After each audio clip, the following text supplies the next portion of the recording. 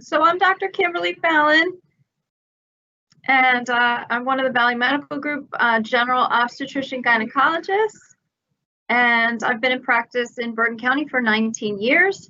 In general OBGYN, I see patients as young as teenage girls or younger if they're having issues, all the way up through later in life.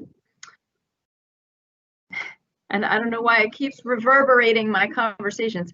And we are so honored to have Dr. Farah Benarba join our practice from Morristown. She's been an excellent asset to our practice, and she's going to be presenting our topic this evening.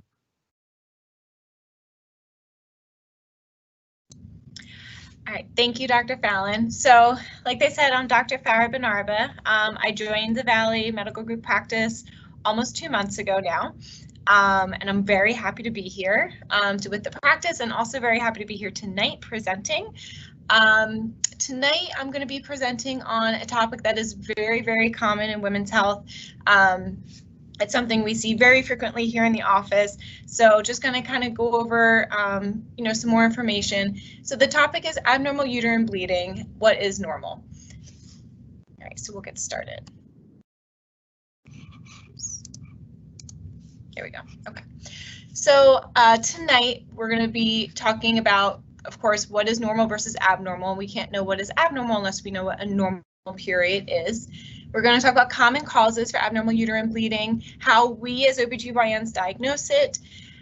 Once it is diagnosed, how we treat it versus medically versus surgically. And then most importantly for everyone listening is when to call your doctor, what symptoms to experience, and when you should be seen by us. So again, we can't talk about abnormal until we review what normal periods are like. So the average women's menstrual cycle occurs every 21 to 35 days. This varies from woman to woman. For most women, typically it should be about the same every month. So if you have a period every 28 or 30 days, it should generally stay in that time frame.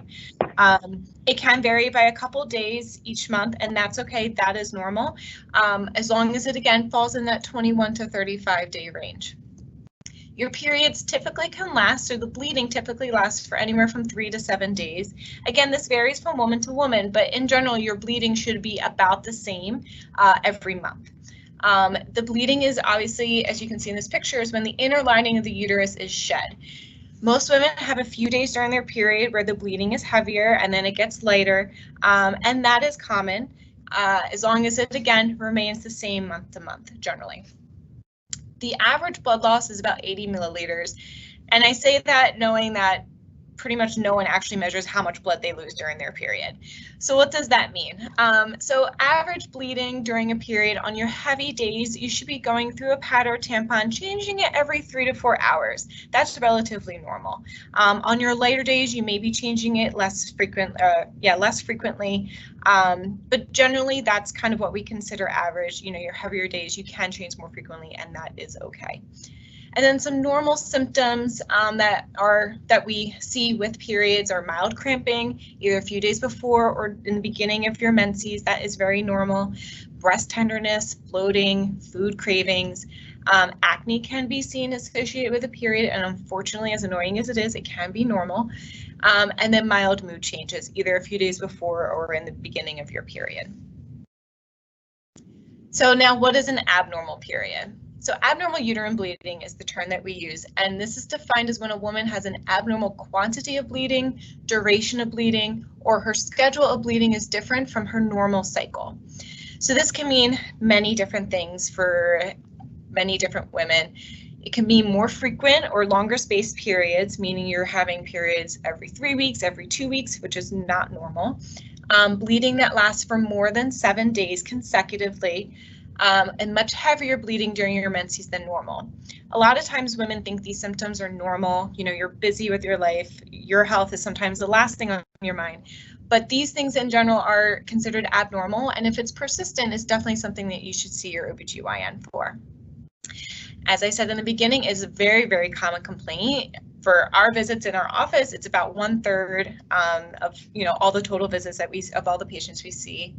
It affects 5 to 20% of women in their lifetime, and we see it more commonly at the ends of the reproductive ages, meaning during adolescence when you're just starting your period and it's becoming more regular, and in the perimenopause period, which are the years leading up to a woman going through menopause. And there are many different causes, and these causes become more or less common depending on the age of the woman. And I'm going to say this multiple times throughout the lecture, but for women who are in menopause, any bleeding that occurs after you have gone more than 1 year without a period, that is considered abnormal. And that is something that you should definitely call your OBGYN for to have it evaluated. So this is a big table with a lot of different causes for abnormal bleeding. As I said, these are the kind of things going through our mind, but most importantly, we consider a woman's age. The things most common in the reproductive age woman are within this box, and these are the causes I'm going to kind of focus on because these are the most common causes for abnormal bleeding. So when we look at the causes, there's structural or hormonal causes. Structural causes, there's really 3 main ones that we see. The first one are fibroids, which can be a lecture in and of itself. But these are essentially benign growths of the muscle within the uterus. These can occur, as you can see in this picture, at any different place in the uterus. Depending on their location, they can be associated with very heavy bleeding. But if they're in a location more on the outside of the uterus, they may not always cause heavy bleeding. So it's good to see an OBGYN, and she can help determine if your fibroid is one of the causes of your heavy bleeding. The second structural cause we see are endometrial polyps. So these are benign growths of the lining of the uterus, or the endometrium. These can commonly cause spotting between periods, or they can cause heavy bleeding during your periods. And you can see that, they're just kind of growths, they're very benign, and they're actually very easily removed. And then finally, there's something called adenomyosis. This is when, so the cells of the inner lining of the uterus that produce the lining that sheds, it's when these cells are found within the actual muscle of the uterus. These cells still respond to the hormones that your body goes through to have a period, and they actually can produce small amounts of blood. This can cause very painful periods because the blood is trapped inside the muscle of the uterus, and can cause heavy periods as well. So this is one of the things that we look for as well. So then there's hormonal causes, and these can be a lot more complex. So there's general hormone imbalance, and this is when the levels of estrogen and progesterone, which are the normal hormones we see that women, cycle through during their period, these become imbalanced. And this can lead to an excess buildup of that inner lining of the uterus. And when that's shed, if there's excess buildup, that can cause heavy bleeding. We see this typically with PCOS, or polycystic ovarian syndrome, which is a very, very common reproductive syndrome that we see. It's a whole nother topic in and of itself, but it's very common. We commonly see heavy bleeding with these women. We also can see this hormone imbalance in women with obesity or women with thyroid disorders. There's ovulatory dysfunction, which is similar but different to hormone imbalance, but this is when you do not ovulate or release an egg during your cycle. When this doesn't happen, your cycle can be prolonged, which leads to a buildup of the inner lining of the uterus as the uterus is waiting for the ovary to release an egg. And this can lead you to skipping your period for a few months. And when you do actually get your period, you can have very heavy bleeding because of the excess buildup. We typically see this very commonly in adolescence as the body is kind of getting used to having a period month to month. You can sometimes skip months. We also see this as women near menopause, kind of on the opposite extremes. But again, it's because of just the ovary not producing an egg each month. Medications can cause heavy bleeding. We see this obviously with blood thinner medications. It makes sense. It thins your blood. You're going to see heavier bleeding. And then we can also see this with different types of birth control or IUDs. In general, birth control can lessen your period, but in some women, depending on the type, it can actually make your period a little heavier. And that's something, again, to talk to your OBGYN about. There are less common causes of abnormal uterine bleeding. These are women who have a history of bleeding disorders, which are pretty rare, but we do see them. If there's a suspected infection of the uterus or pelvic inflammatory disease, sometimes we can see abnormal bleeding with that. And then most importantly, we always need to rule out precancerous or cancerous cells in a woman who's having persistent abnormal bleeding. That's very, very rare, especially in women in a reproductive age.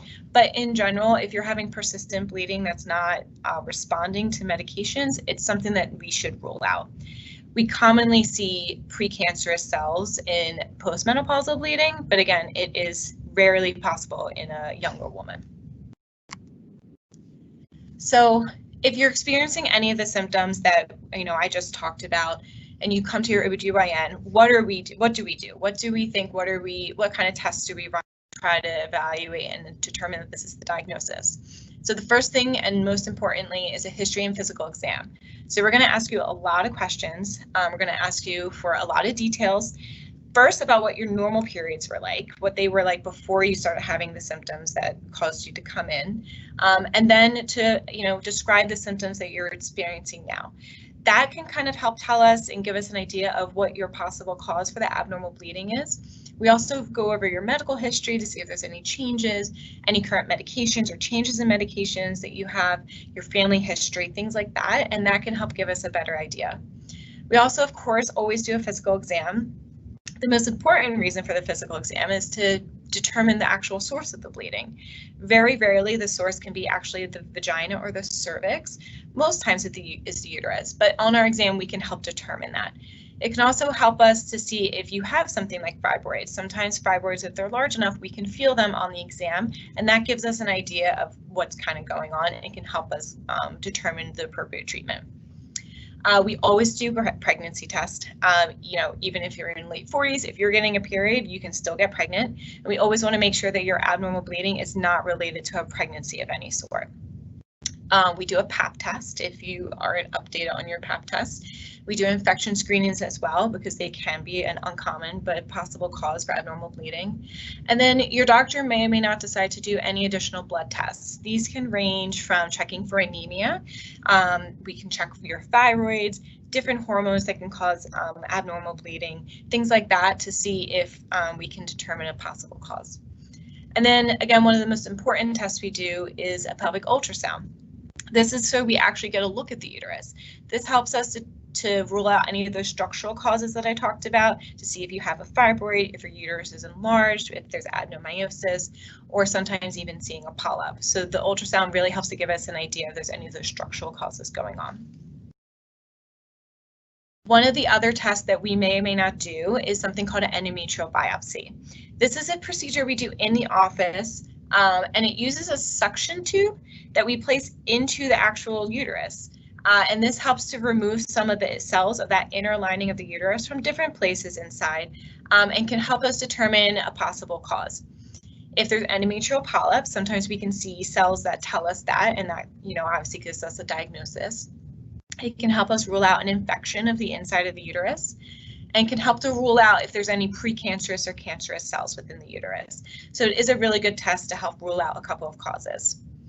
So who should get an endometrial biopsy? Because we don't always do it on everyone. As I said before, any woman with postmenopausal bleeding, again, you should be evaluated by your OBGYN. Your OBGYN may send you for an ultrasound and may decide not to do a biopsy, but in general, if you're having abnormal or postmenopausal bleeding, you will likely get an endometrial biopsy. For women who are age 45 leading up to menopause and you're having frequent recurrent abnormal uterine bleeding, we will likely do an endometrial biopsy to see if we can find a cause of anything like I mentioned before. And then women who are younger than 45, we really do an endometrial biopsy if we feel that you have certain risk factors which would make you more susceptible to having precancerous cells. These are things like obesity or your BMI. If you're having persistent abnormal bleeding despite medical treatment, or if you have a family history of things like uterine cancer or something like that, which would make you possibly more susceptible. So treatment options. Once you've been diagnosed with abnormal bleeding, what are we going to do to help stop it or improve it at least? And there's many different treatments. Medically, and surgical. It depends on the woman's preference. We typically like to try to start with medical treatment if it's appropriate for the cause of the abnormal bleeding. One of the first line treatments is actually taking NSAIDs. These are your ibuprofen, your Motrin, Aleve, Advil. These are over the counter, obviously, as you know, and these can actually be taken around the clock, meaning like every 4 to 6 hours when you actually have your period, and can lessen the bleeding. It doesn't work for everyone, but it is something easy that you can try at home. Obviously, you want to make sure you take the ibuprofen with food, and obviously talk to your doctor before you do it, but it is an option, and it does work for some women to lessen their bleeding. There's a medication called Lystetta. This is actually a non-hormonal treatment, and it helps to reduce the blood loss by actually making your blood clot faster. So overall, you have less blood loss during the actual period. And again, you take this medication during the period. And then, of course, there's birth control pills, very common. A lot of women are on them. And this is very helpful for women who don't ovulate regularly or have the hormone imbalances that we talked about, because the birth control is typically a combination of estrogen and progesterone. When you're taking these pills, it can help regulate your cycle, prevent the excess growth of the endometrium, and lessen your periods when you actually get them. And then there's the progesterone IED or implants. So these are the longer acting birth control methods. They're becoming more popular now. And it's a very effective method for decreasing abnormal and heavy bleeding related to a period. These are helpful for women, again, with hormone imbalances, because it is a progesterone. So there is a hormone that helps to decrease the bleeding. And it also is actually found to be helpful in women with fibroids and adenomyosis. So not just hormone problems, but some structural causes as well respond very well to the IUD. So if medical treatment is not an option, or of course, if the patient prefers to be treated surgically, you know, that's definitely an option. There are a lot of different surgical treatments nowadays to help abnormal bleeding. And the type of surgery really depends on the fertility goals. So if a woman is still planning on trying to have a child, you know, hysterectomy isn't something we would recommend. So we really like to have that discussion to give the best kind of option to treat their bleeding and also maintain whatever fertility goals the woman has. And the good thing is nowadays the procedures are actually pretty easy. I mean, you go in the same day and you leave a couple hours later, or at most you do a 24-hour stay in the hospital. So it's not a huge impact in terms of like staying in the hospital for many days like it was in the past. One of the surgeries that we do pretty commonly is called a hysteroscopy. It's when we use a small camera, and that camera goes inside and looks inside the uterus to see what is causing the bleeding. So this is good if there's an endometrial polyp, because then if we see the polyp, we can just easily remove it. Or if there's a fibroid that is pushing, or we see it inside the inner lining of the uterus, we can remove part of the fibroid that causes the bleeding. There's also something called an endometrial ablation. So this is when we actually use energy to destroy the inside lining of the uterus, the endometrium. And when we do that, we actually can prevent it from regrowing. So most women who do this have, you know, no longer have periods or have much lighter periods after the procedure, and it works really well. There's a myomectomy, and this is a specific surgery that is done to remove fibroids. So if a woman has fibroids but still wants to keep their uterus, this is when we remove just the fibroids and leave the uterus in place.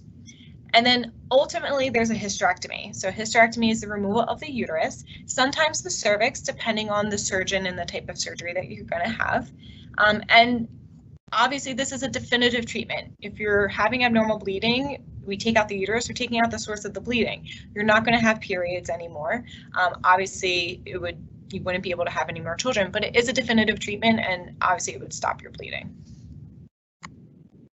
So now that we've talked about all these different causes and how we treat it, the most important thing to know is when to call your doctor. When are times that you should call your doctor based on the symptoms you're having? So first, I've said it a few times already, if you are in menopause and you're having any new onset vaginal bleeding, it's definitely important to call your OBGYN and get evaluated. If you're having periods that are coming more frequently than they were before, you know, less than 3 weeks apart. So obviously you want to make sure that you get evaluated. That's not normal. You shouldn't be having your period too frequently, and that can definitely be addressed. If you're having persistent bleeding in between periods, and this is not just spotting, for one cycle. It's persistent. Every cycle you have your period, and then a few weeks later you're having another, short episode of bleeding. That is definitely something to get evaluated as long as it's persistent. And if you're having any heavy bleeding, passing large clots, you're going through a tampon. So if you're going through a tampon, like a super tampon, and you're changing it every hour or 2 hours, or a super pad, you know, that's heavy bleeding. And if that's persistent for multiple days, you should definitely get evaluated. Or if, like I said, if you're bleeding consecutively for 7 days straight. Going along with that, if you're feeling any symptoms of dizziness, lightheadedness, feeling fatigued, don't really know why, short of breath, or even passing out, these can be all signs of anemia, which is commonly seen with heavy periods and abnormal uterine bleeding. So it is important, especially if you're having heavy periods and you're having these symptoms, to definitely be seen by a doctor to see what's going on. And then, of course, in general, if you think you may be pregnant, or if you have any general questions about your health, we would love to answer your questions. So, you know, definitely don't hesitate to call your doctor. We are only here to help. So that's the presentation. You know, short and sweet. Thank you so much for listening, and we will take any questions that you have. Thank you. Oh, thank you so much. That was really very comprehensive and interesting. Just a question about, you'd mentioned surgery. Where do you usually perform surgeries? You know, I guess it would depend upon the degree of any kind of procedure, but how does that usually work? So surgeries are typically done at the Valley Hospital in Bridgewood. That is where at least we operate from. And, you know, we typically go there, even if you're having a same-day procedure, you'd go in for the surgery and then leave a few hours later. So we do our surgeries at the Valley Hospital. Yeah, it depends on the procedure. There's also the Valley Lucko Pavilion. So we're part of Valley Medical Group. So our surgeries are all done through a Valley facility, but a lot of outpatient procedures can be done at the Lucko Pavilion. Both same-day and inpatient procedures are at the Valley Hospital.